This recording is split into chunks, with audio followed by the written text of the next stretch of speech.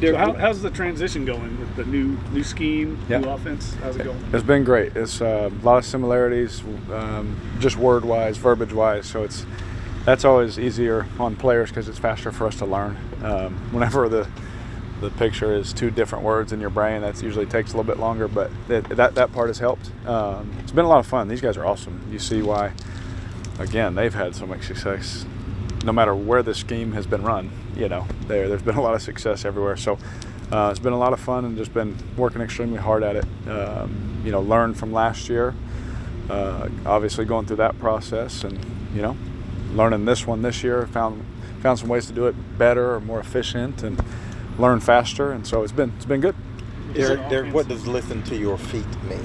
Listen to your feet. Your feet tell you everything. You saw the shirts. And yeah. Everyone's, I don't even know, they probably talk about it all the time. But for the quarterbacks, just listening to your feet, not being late on certain things and staying true to your progressions and all those things. So for us, footwork's a big deal. The details in this system are very important for the quarterback position and how they see things and how they view things. And it's really exciting for me. This level of detail is exciting because when you're held to that standard, usually as a professional, you play to that standard. So I'm excited about these coaches because they hold us to it every single day. It's cool. And one thing for offense in 3 years, what's different about learning this compared to the last couple of years?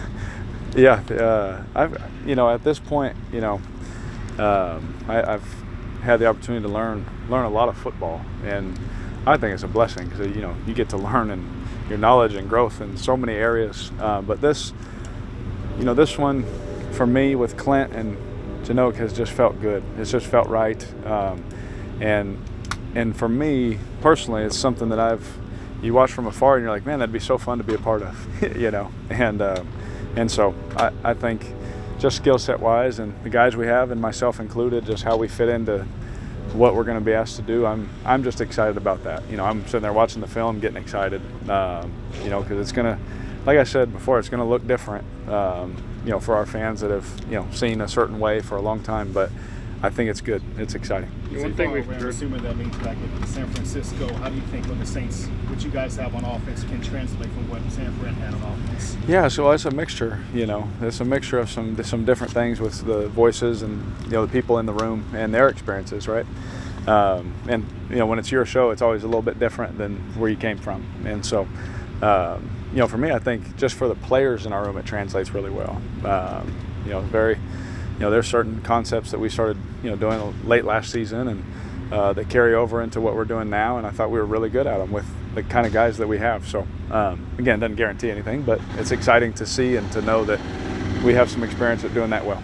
And one thing we've heard about is shorter play calls, less verbiage in the system. How does that affect you as a quarterback? Is that helpful to just kind of get things communicated?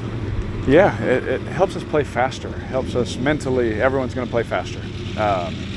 This, as I've learned in my 11 years, like the quarterback or the coach or certain position group can know so much, but it's like, what can we all handle? Because it's the ultimate team game, right? What is best for all of us?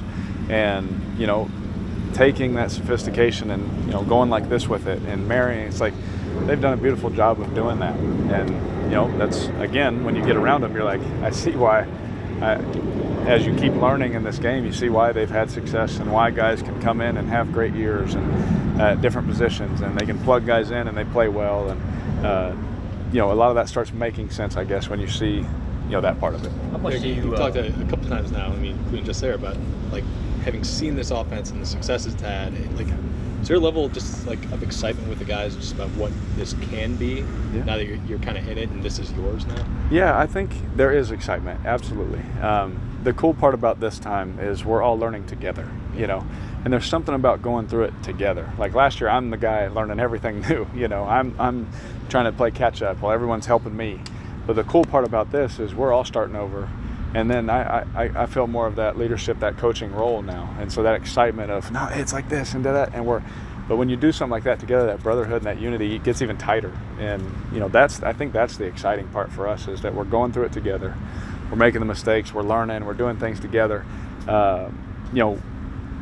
So I think with that said, that brings more excitement too. Again, you watch the film and you're like, oh my gosh, that's awesome.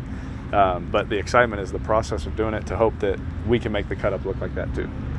This might be like a overly simplistic question, but like now that you've been in it a little bit, like why do you think this offense has had so much success? Everything looks the same, to the defense. And coaches do a great job of making sure, hey, run, play action, pass, screen, everything looks the same, and it's a lot of moving parts. And so, and that's, just really, whoever started it and whoever's been coaching it, tip of the hat to them, because they do a fantastic job of making things look alike. And they could give you the playbook, but you don't know which one they're calling, And so I think that makes it really hard on the defense, and schematically for coordinators, So I just think that part to me has been really impressive, how everything looks the same. When the run game guy and the pass game guy are on the same page, and everyone's speaking the same one voice, and it's one philosophy, and it's one. That right there breeds confidence in us as players that they're going to, put us in positions to have success. How much do you kind of look forward? Sorry. You talked about it. You had to. Everybody's learning it at the same time now. Chemistry was a big thing last year. How much was this learning experience as a collective really build a chemistry a lot faster than they may have last year? Yeah, we are.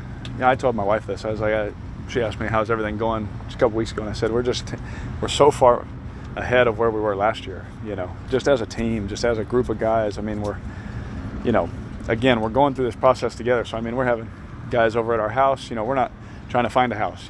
Guys are coming over to the house. We're having dinner. We're hanging out. We're going to their house. The wives are getting together. There's just so much more of that going on, that we're so far ahead, because while we're doing that, we're talking about, hey, what's this? What's the step on this? What's my foot on this? What are you thinking? I'm at this landmark. We're all trying to learn it and grow and do it together. And so I always believe if you want to go far, you got to do it together.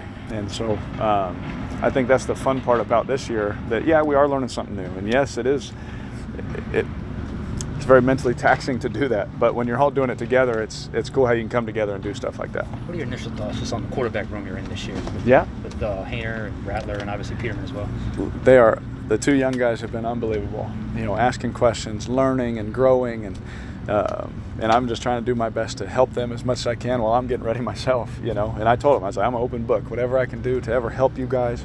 But I think the personalities are unbelievable. In our room. Nate, I've played with Nate. I've been in the room with Nate. I know how Nate operates. I know how Nate prepares. He is the ultimate professional, and I think that's why coaches love him and players love him that have played with him, because he's the ultimate pro. He's going to do everything in his power to do things right. Great teammate, great leader, encouraging, helping guys on the side, stuff no one will see, but he's there, he's doing it, he's a coach, and he's, the benefit he has to me just in a game week is, really been second to none. The amount of work he puts in to help me, he was always awesome at that. And then Spencer and Jake, just watching those two young guys, they're just starting. I was sitting next to Spencer. He's like, what year is this? I was like, it's 11. I was like, what were you doing 11 years ago? He said, I was 12, So I was like, bro, anything I can ever do to help you. And he knows this. I've told him on the phone. I called him after he was drafted. I said, anything I can ever do to see you just have the life and career you ever could dream of, I'm here for you. And he's been asking questions. That's the one thing I love. He's hungry, to learn. He's hungry to understand, hey, I saw that. What was that? All that kind of stuff. So anyway, I love our room. And it's been a lot of fun watching just in this, I know it's one practice, but we've been together, for a while now. So it's been fun to grow and, help teach those guys. Then go out here and do a rep, show them, and be like, see, that's what I'm talking about with the eyes, or that kind of stuff. So it's been a lot of fun. Derek, what was it like for you, rookie year to year two? What do you think Jake might be going through? Is it a little bit easier? Yeah, the game slows down so much. Yes, the game definitely slows down.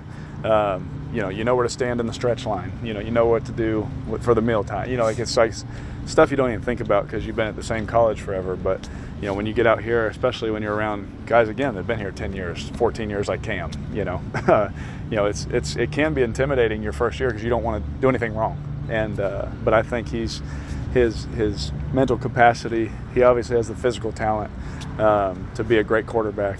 And anyone going from year one to year two, I expect to see jumps in those guys, and they'll do a fantastic job. But Jake has done an absolutely wonderful job, and now he's learning a new system, and he's obviously asking me questions. How do you do this? His whole rookie year was one thing. Now it's something different, and so just giving him tips and stuff on that. But he's ahead because he's been in it a little bit. How much has the speed really shown with the offense, the ability to get in and out of the huddle and to execute the plays? How much has that really shown in day one? Yeah, day one it's definitely emphasized. We can still be better at it.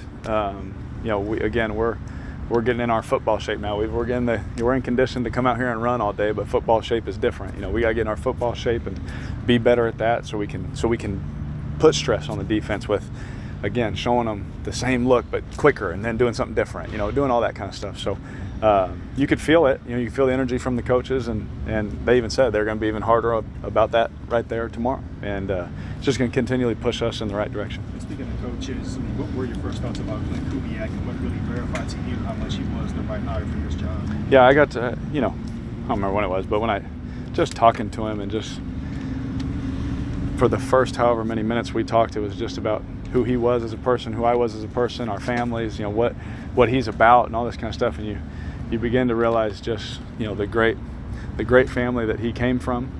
We talked about we asked fun questions in Corbin. If you could play golf with anybody in the world, and everyone's saying Tiger, whoever, everyone's saying whatever, and then he gets up, he's like, my dad and my brothers. I was like, you can tell a man loves his family and was raised a good way if that's his answer, and that's just him. And so I've thoroughly enjoyed him as a person, and as a coach, he's been awesome. Every time I do something, whether it's great, whether it's not great, he's on me about every detail, just being excellent, and he's so encouraging at the same time. Coach Gruden was that way, with being able to demand, but also making you feel great at the same time. He had a funny way about how to do that, and I think Clint has that too. Have you gotten a chance to sit down with Gary at all? I saw you here today. I did. I got to say hi to him. I remember seeing him when I was a kid, but I said hi to him for a little bit, but I can't wait to sit down and ask him some fun questions about especially this system and all that. But yeah. Derek, Ty had said earlier that one of DA's first messages to you all this offseason was just, we just need to keep our head down and work. Yes. Don't worry about expectations outside the building. I mean, what's been the theme, I guess, from him to you all? The message this offseason. It's been exactly that, and us as players is just like, last year we were so excited, everyone was so excited, but we really didn't show why we were so excited until it was too late, Right. And so for us, you get humbled a little bit. You go 9-8, and it's like, that's unacceptable for what we have in that room.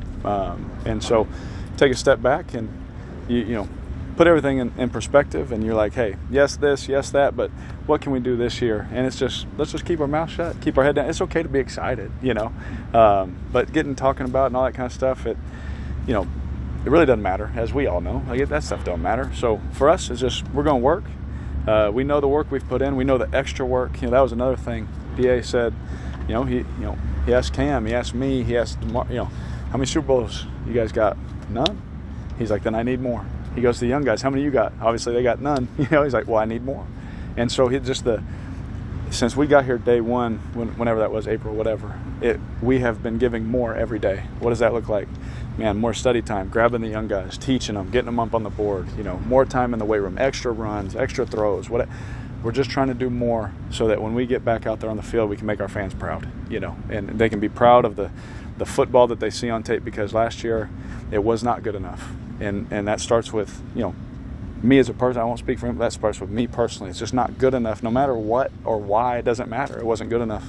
And so we've just been really focused on making sure we're doing more now.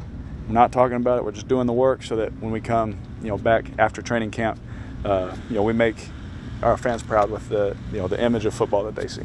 The expectations that are there are fairly low, I think, outside the building. I mean, does that matter to you all? Do you care? No.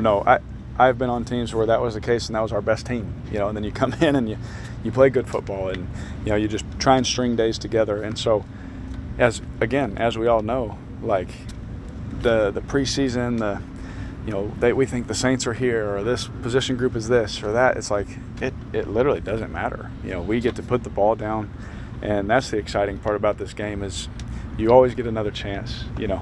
Not every time, but this group of guys will get another chance to put that ball down and be like, this is what Saints football is this year. And so that part we're excited for. But again, we're trying to, stay locked in and just the process and just the misery of the work.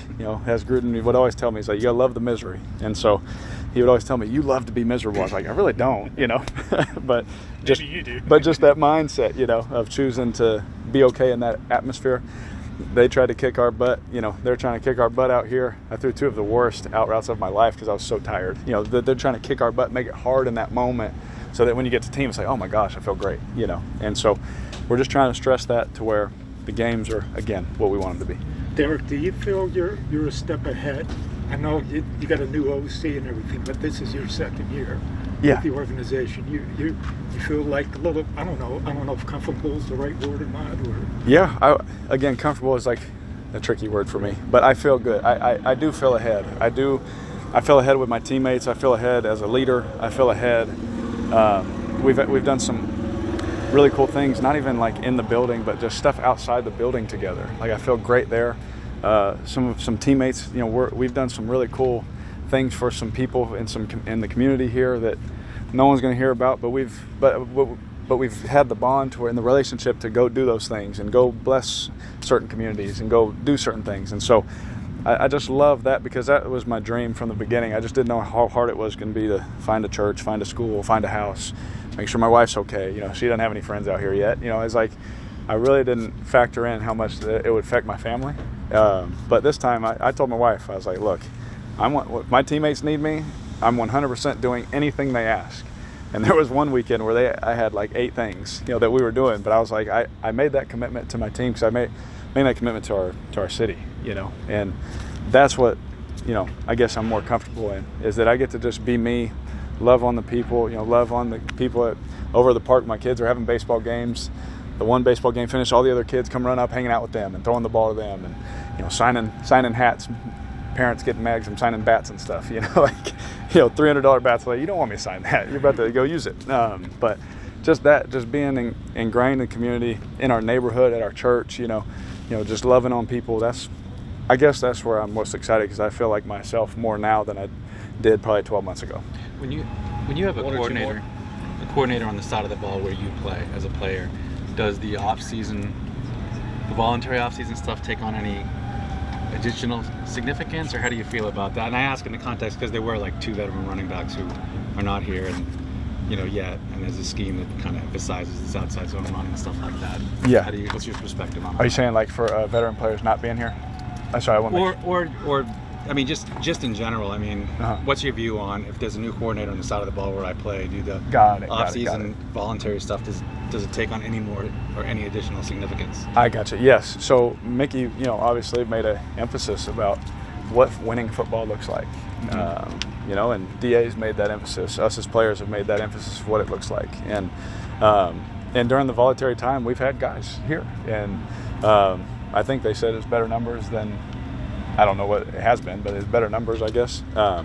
And some days you come in there at 6:30, 7 o'clock, and the weight room's packed. And it's really good to see because guys are hungry. So obviously we can't do much with the coaches during certain times, but you see like veteran guys grabbing young guys, and I was getting together with other position groups, and because when I dive in, hard at it, and so teaching and all that kind of stuff. So that stuff was happening. So yeah, me as a player, like.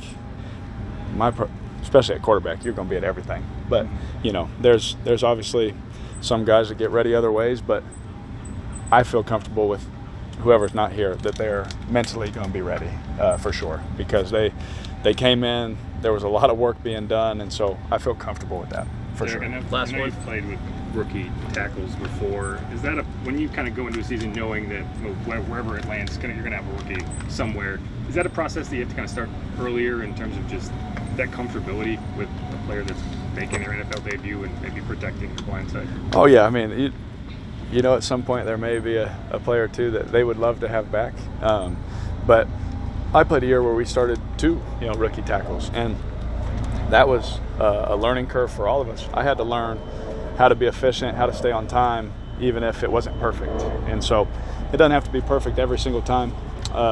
To be able to make the plays, but you understand that there's going to be a learning curve for that guy as well. But there's no worry. I mean, based on what we've seen from the guy, from Tolly, and how hard he works, and from the other young guys, I'm just excited to see those guys continue to flourish. But there's no different mindset for me as just playing. I got to do my job, listen to my feet, all that kind of stuff. Thanks, Derek. Good. Thank you, guys.